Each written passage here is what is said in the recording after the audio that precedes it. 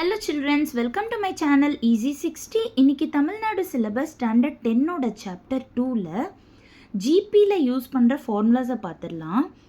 ஜிபியை பொறுத்தவரை first term வந்துட்டு A, common ratio R கண்டுபிடிக்கிறதோட ஃபார்முலா வந்துட்டு T2 divided by T1. S N கண்டுபிடிக்கணும், பட் ஆரோட வேல்யூ லெஸ் தேன் 1 இருந்துச்சு அப்படின்னா Sn is equal to a into 1 minus r power n by 1 minus r.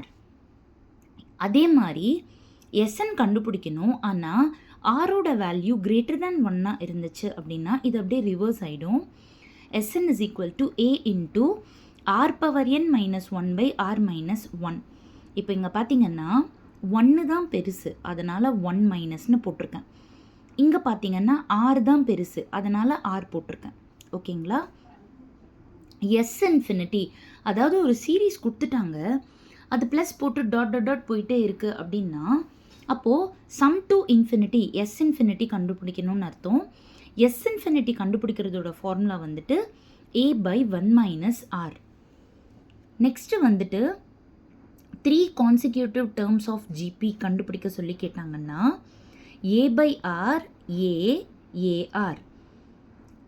TN, அதாவது 9th term கண்டுபிடிங்க, 12th term கண்டுபிடிங்க, அந்த மாதிரி ஸ்பெசிஃபிக்காக ஏதாவது ஒரு டேர்ம் கண்டுபிடிக்க சொல்லி கேட்டாங்க அப்படின்னா tn is equal to ar power n minus 1.